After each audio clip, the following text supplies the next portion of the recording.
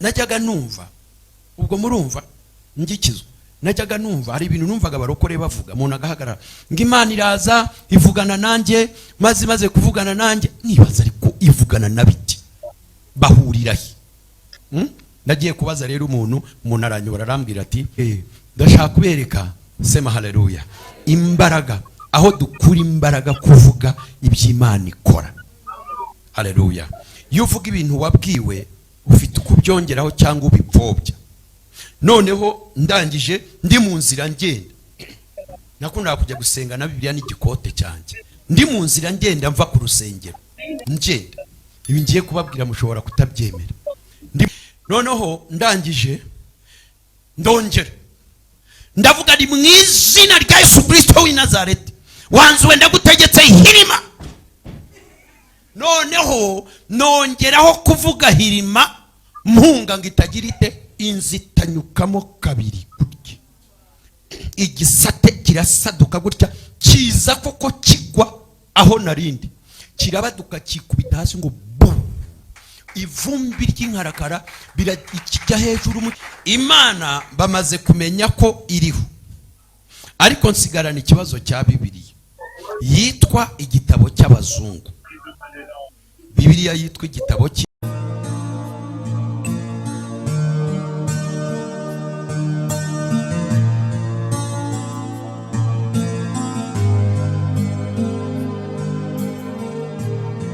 mujye mutinya Bibiliya ijambo ry'Imana muyikomere mu mashyi. Murumva icyo kintu cyarasohoye cyangwa nticyasohoye? Ni iki Bibiliya ivuga kidasohora? Nawe noneho ndangije rero ndasenga njya gusengera Bibiliya nkuko nkakamenyera. Imana ntimenyerwa. Nagiye gusengera Bibiliya nsengera Bibiliya yo namaze iminsi 3 nari maze gukutuza ndi umuntu ukomeye mu gakiza. Haleluya. Ariko ufite ibyo atemera neza kandi ntabwo ari ikibazo. Burani yo hari ibintu utaremera ntabwo kiba ari ikibazo, ahubwo uri mu nzira yo kubyemera. Iyo utabyemera ubirimo ubu kibyiga. Ndangije njya gusenga nsenga iminsi 3 kumanywa na nijoro dry. Ubundi ndi umuntu ukunda gusenga. Noneho ndimo nsenga habe nakavumvuri ngo kavumvuri. Oyaka Imana itamenyerwa. Ntabwo nigeze numva nakavumvuri kavuga ngo ngo haguruka ugende mvuganye nawe ntako. Gusa nararambiwe nsengera Bibiliya biranze mfata inzira ndataha. Haleluya. Ndimo ntaha ubu ngubu ndimo impamvu mwabona naciye kure ndashaka kubereka sema haleluya imbaraga aho dukura imbaraga kuvuga iby'Imana ikora. Haleluya. Iyo uvuga ibintu wabwiwe ufite ukubyongeraho cyangwa ubipfobya. Noneho ndangije ndi mu nzira ngenda nakunda kujya gusenga na Bibiliya n'igikote cyanjye ndi mu nzira ngenda mva ku rusengero ngenda. Ibi ngiye kubabwira mushobora kutabyemera. Ndimo ngenda ntya noneho umutima wanjye ntangira kuganira n'ayandi majwi yaraya mwuka wera. Haravuga ngo ariko ubu pe ndatashye uzi Bibiliya funika byara muri mugira kwizera kungana n'akabuto ka sinapi uzabwira umusozi uhirime ose. Noneho nkigera kuri iryo jambo icyo gihe uburasirazuba hari harateye inzara. Abantu bamwe bakagurisha bagasambura inzu kwa n'amabati bari barayaherewe ubusa bakayagurisha, bamwe bagasubira i Bugande abandi bakajya gupagasa. Mbangeze rero ku kizu basenye bakuraho amabati gisigara giframe gihagaze.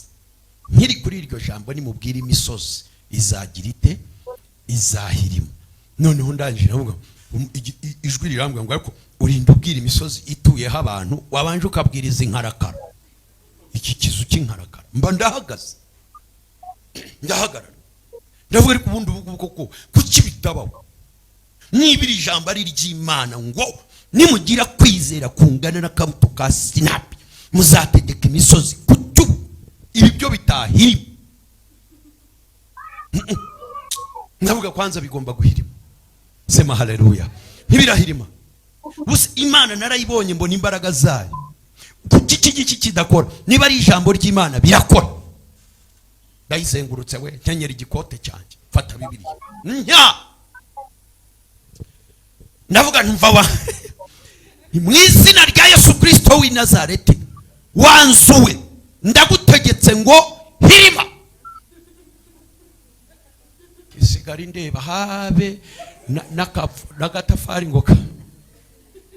ngo kavunguke. Sema haleluya. Tavuga ariko Mana iri jambo ibi bintu nibiki ndangije ndongera ndayifata ijwi rirambira mu mutima ngo biravuga ngo nimugira kwizera kudashidikana. Haleluya. Ibi bintu biragoye kubyumva kandi ntabwo nabanja mu ijuru ngo mbabwire ibi bintu bitari byo. Noneho ndangije ndongera ndavuga ni mwizina rya Yesu Kristo w'i Nazareti wanzuwe ndagutegetse hirima.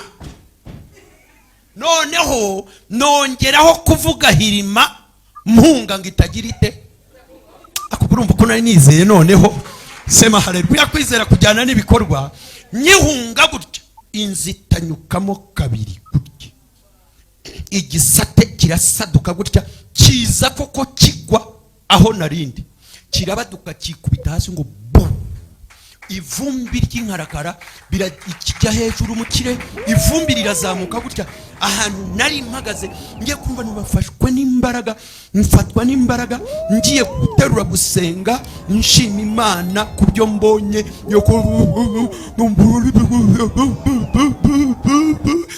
numva ururimi rwuzuye mu kanwa niko gusenga ngiye kuvuga numva ndavuga izindi ndimi. Sema haleluya.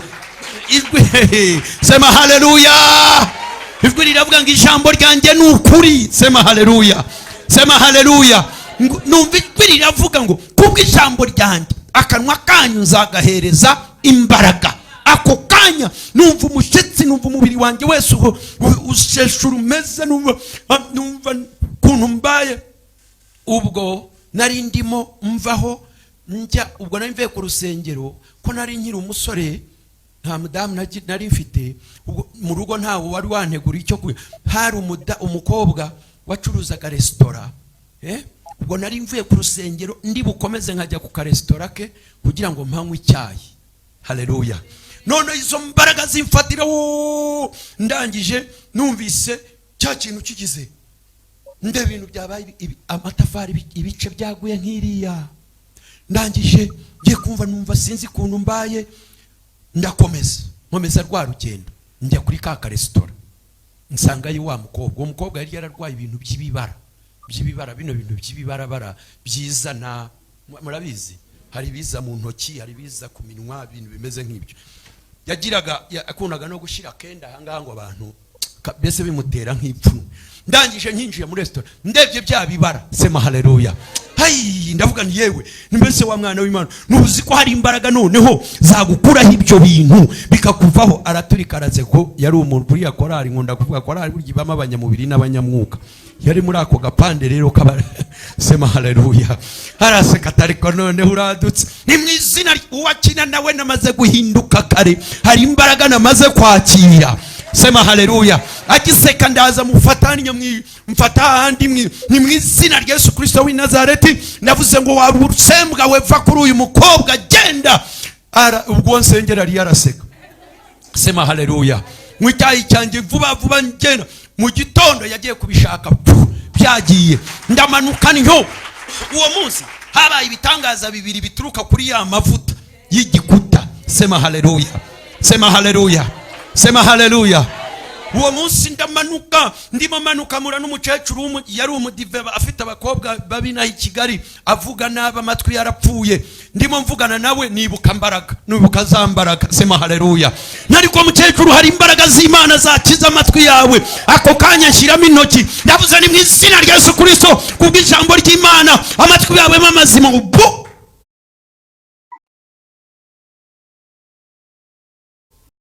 amatwi yararekura ati yewe mwa.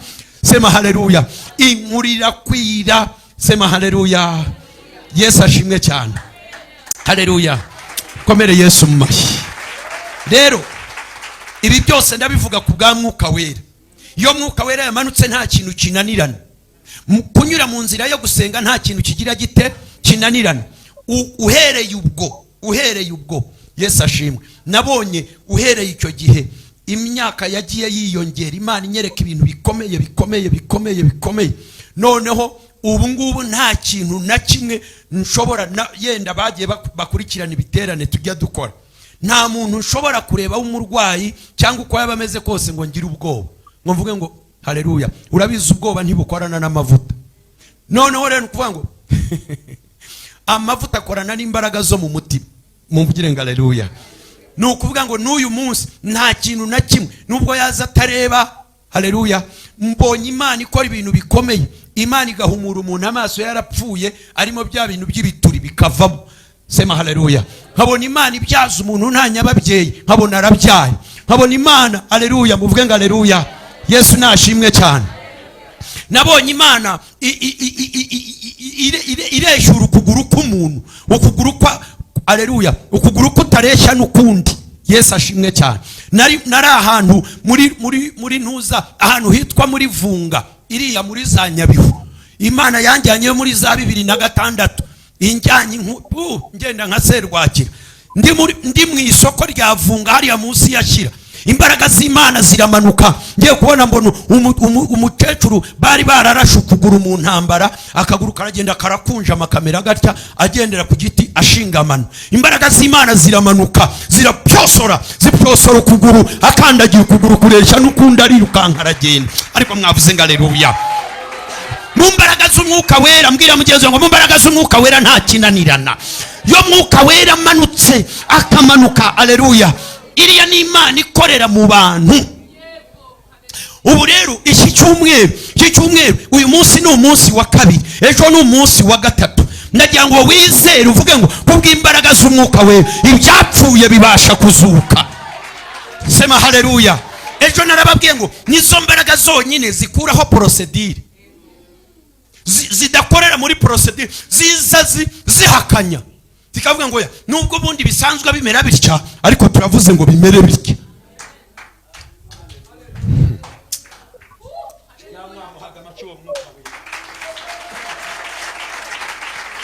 Abanyedini babaho nabi badafite mwuka wera. Sema haleluya. Ariko uzi kuvuga Imana itagaragara, idakora, itareba, haleluya. Je narabyanze. Nitangira ry'agakiza kanje nanzi ibintu byo gushidikanya. Imana irangije nayo iranyemerera irabinyereka kuko ivuga ngo nkunda bankunda, abashakana umwete bazambona. Namwe iki cyumweru kuza hano ntabwo uzasubirayo nkuko wari umeze. Sema haleluya. Uvuge ngo haleluya. Haleluya. Nabonye Imana ikora ibintu abantu badatekereza ko bishoboka. Badatekereza uko, ni ukuvuga ngo iyo duhawe umwuka wera tuba duhawe supernatural power, imbaraga imira izindi mbaraga. Ntabwo iminsi 7 dushobora guhora tuza hano buri mugoroba mwuka wera ngo abadahari. Arahari, aratatecetse gato, ariko uko wumva asa naho acecetse arimo aradiringa n'ibyawe, arimo aradiringa n'ibyawe. Urumva Pastor Sera? Ubu bwo ndeba nta murozi, nta mupfumu, nta mbaraga yari yo yose uko yabisa kose nshobora gutinya, kuko nabonye imbaraga z'Imana. Umwuka wera nawe uramufite.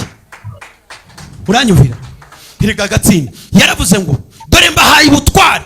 Aduhaye umwuka wera, yaduhaye ubutwari.